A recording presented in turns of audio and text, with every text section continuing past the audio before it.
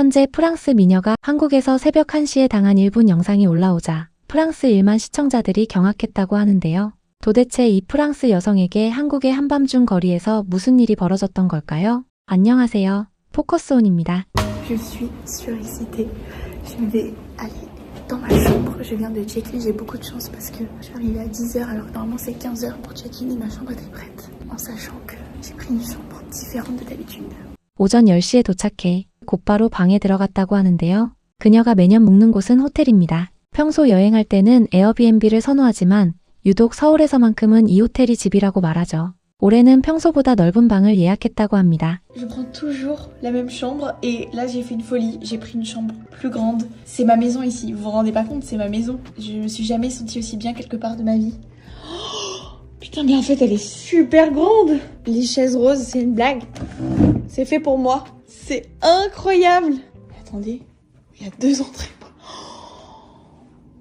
이렇게 서울의 한 호텔을 제2의 집처럼 느끼는 외국인이 비단 이 유튜버만은 아닙니다. 최근 서울을 찾는 외국인 관광객들의 여행 방식 자체가 달라지고 있는데요. 단순히 명소를 둘러보는 관광이 아니라 서울의 일상 속에 깊숙이 녹아드는 방식으로 바뀌고 있죠. 그렇다면 이 유튜버는 서울에서 제일 먼저 어디를 찾아갔을까요? Je suis surexcitée. Pour ceux qui savent pas et qui tombent sur cette vidéo, tous les ans, je viens à la même période. Enfin, je vous jure, je suis surexcitée là. Tous les ans, je viens à la même période pendant 1 mois à Séoul. Et comme l'année dernière, cette année, on enchaîne avec le Japon. J'ai trop hâte. Je viens toujours au même hôtel. En fait, j'aime bien être dans des Airbnb en général en voyage parce que t'as plus l'impression d'être, de faire partie de, enfin que c'est ta vie quoi. 매년 서울을 찾는다는 이 유튜버. 오늘 가장 먼저 향한 곳은 비빔밥 식당이었습니다. 그런데 이 식당에는 아주 특별한 사연이 담겨 있습니다. Je vais aller manger un bibimbap. Pareil, oh là là, mais pour ceux qui regardent pas les vidéos, il faut que quand même que vous soyez au courant de ça si vous regardez ce vlog.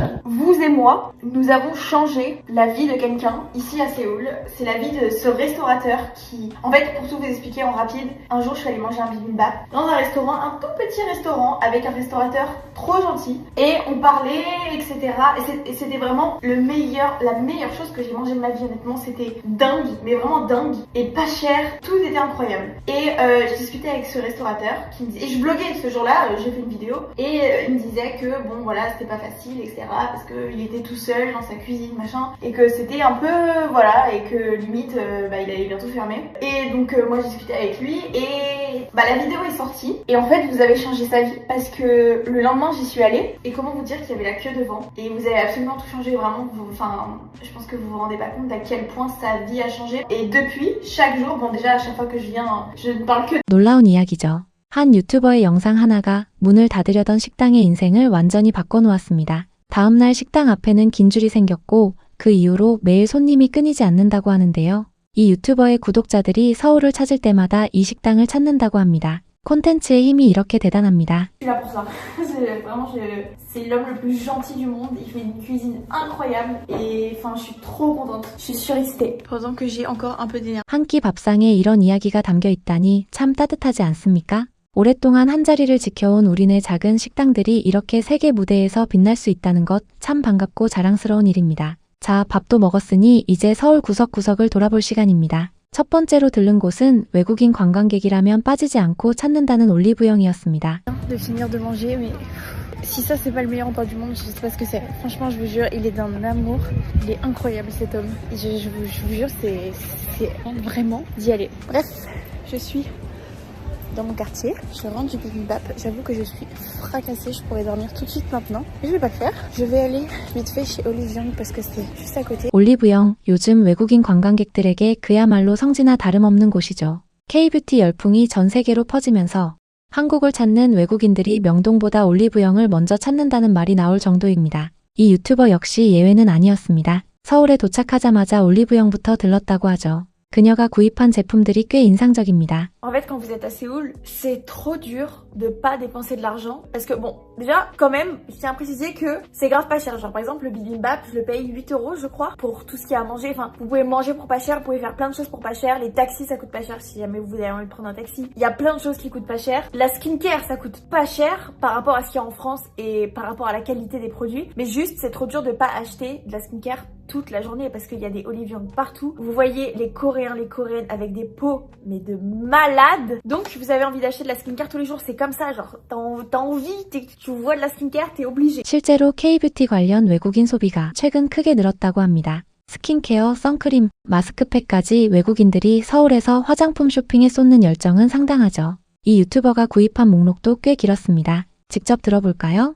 C'est que je vais acheter un gel douche chez Lush. Me demandez pas pourquoi, en fait il y en a un juste à côté de chez moi. Et en fait je déteste le gel douche de l'hôtel, mais j'ai un certain plaisir à aller chez Lush. Je sais pas pourquoi Lush, enfin je sais pas, c'est ma routine, à chaque fois je fais ça. Drôle, je peux vous mettre la photo juste là. Il y avait une mamie avec sa fille qui était au rayon des masques. Il y a vraiment la mamie qui a pris genre, je sais pas, 15 masques de cette marque. Et je me suis dit, toi, vu ta peau, tu es coréenne, je suis une mamie, je veux la même chose. Donc j'ai vraiment acheté un masque pour tester.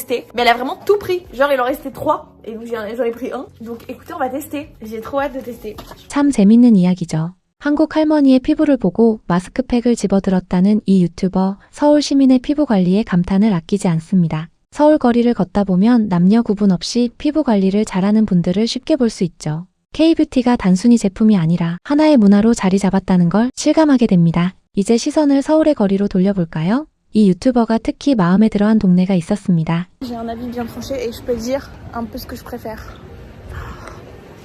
Après 3 ans, il serait temps. Mais du coup, je ne vois plus du tout Séoul de la même manière. Parce que je crois que je suis allée trop au Japon ces derniers temps.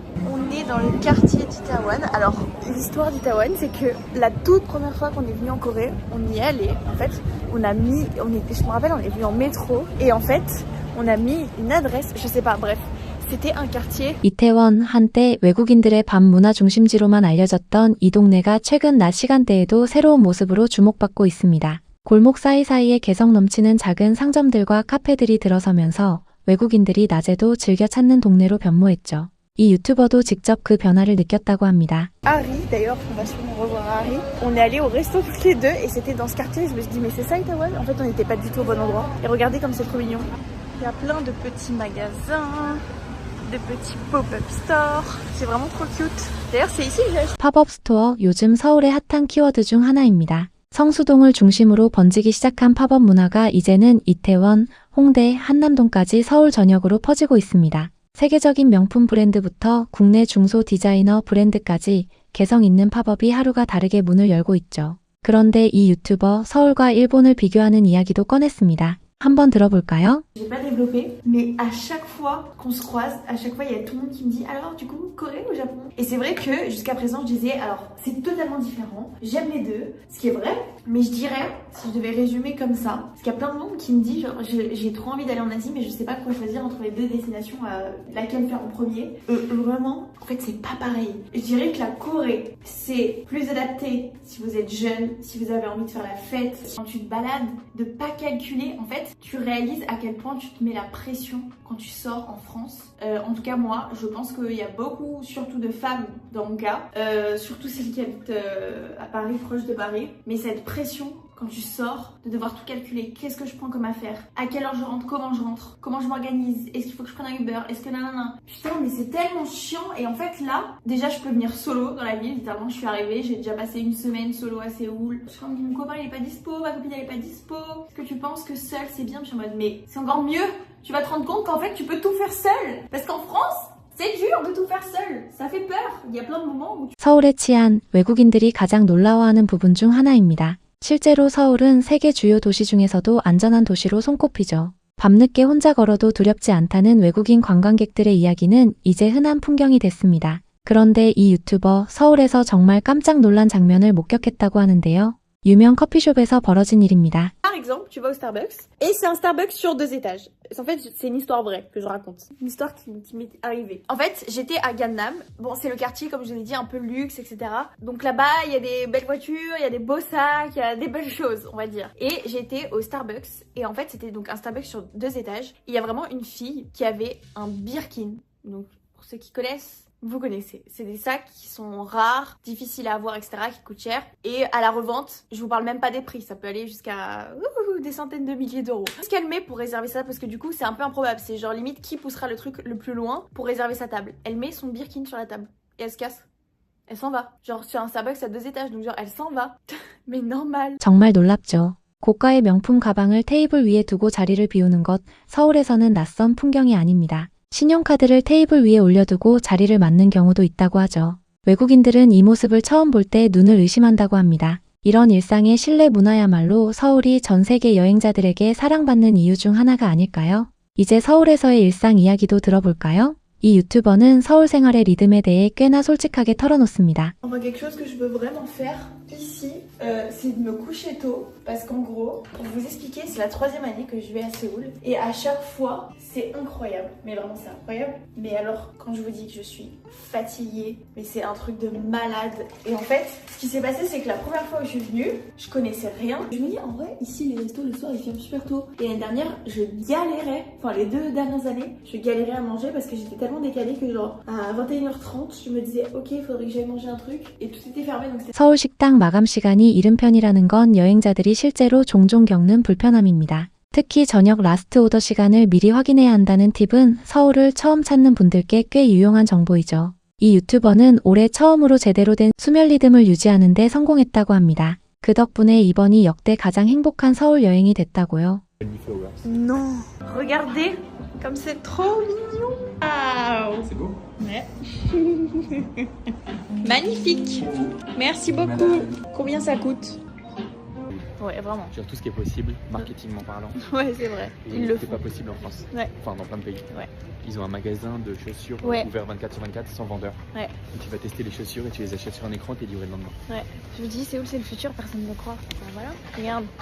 Tu peux faire des photomatons, il y a personne. 24시간 무인 꽃가게, 무인 신발 가게 서울의 무인 상점 문화는 외국인들에게 늘 신선한 충격을 줍니다. 최첨단 기술과 사람에 대한 신뢰가 만나 만들어낸 서울만의 독특한 풍경이죠. 자, 마지막으로 이 유튜버가 이번 서울 여행을 마무리하며 전하는 이야기를 들어보겠습니다. Chill quoi, pas en mode étape par étape, on doit visiter ci, on doit faire ça, nan. Parce que ça y est, c'est quand même la 3e année qu'on vient, on les a visités tous les temps, tout ce qu'il fallait. Ouais, vous voyez, donc on va y retourner, mais c'est chill. Et en fait, c'est la première fois que vraiment, je suis là et je profite sans me mettre la pression de rien. En plus, je vous partage plein de trucs sur Insta, vraiment c'est trop bien. Mais vraiment, cette ville, si vous êtes jamais venu à Séoul, c'est génial. Mais vraiment, c'est génial. C'est cette sensation. 서울에 한 번도 안 가봤다면 꼭 가보라는 이 말, 3년 연속 서울을 찾은 프랑스 유튜버의 진심이 담긴 한마디입니다. K 콘텐츠가 전 세계로 뻗어나가면서 서울을 찾는 외국인들의 발걸음도 점점 늘고 있죠. 이제 외국인들에게 서울은 단순한 관광지가 아닙니다. 먹고, 자고, 쉬고, 생활하는 공간, 그야말로 제2의 집이 되어가고 있는 겁니다. 오늘 소개해드린 이 프랑스 유튜버처럼 매년 같은 시기에 다시 찾고 싶은 도시, 그게 바로 서울이 가진 가장 큰 매력이 아닐까요? 지금까지 외국인의 눈으로 본 서울 이야기였습니다. 지금까지 포커스온에서 전해드렸습니다. 구독과 좋아요는 큰 힘이 됩니다. 시청해주셔서 감사합니다.